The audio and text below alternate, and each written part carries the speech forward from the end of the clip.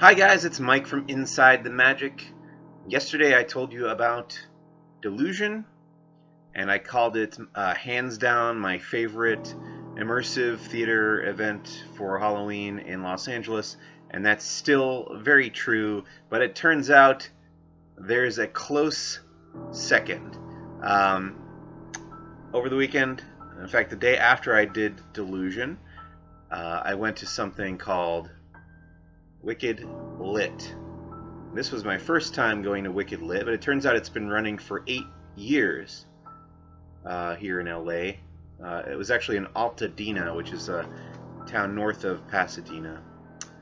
But Wicked Lit has a lot in common with Delusion, and it also has a lot that's very different from Delusion.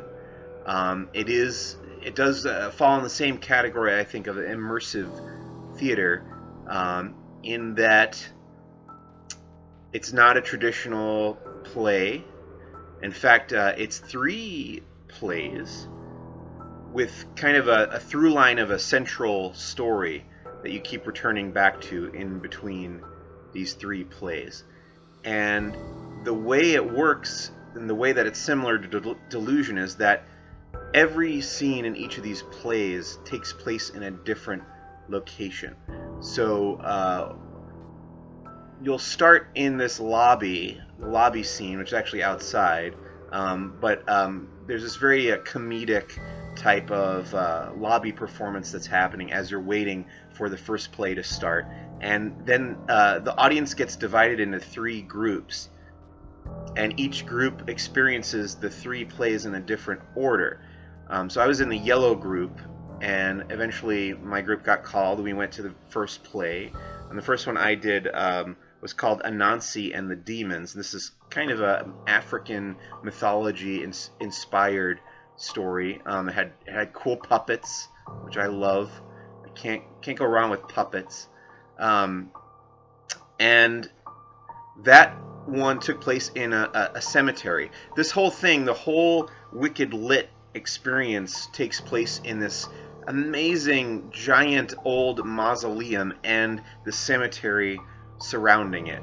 So it's the coolest location, and that's a huge part of what makes it great. But there are other things that make it great, because the performances are all really good, the effects are really cool, and the set decoration, again, just like Delusion, that's what it has in common with Delusion. The things that make it different from Delusion are it's far less interactive, which is not a bad thing.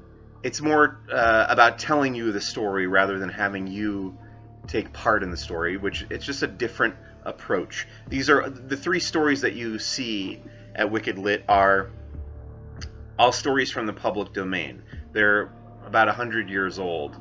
One was a H.P. Lovecraft story, and then a couple older horror stories.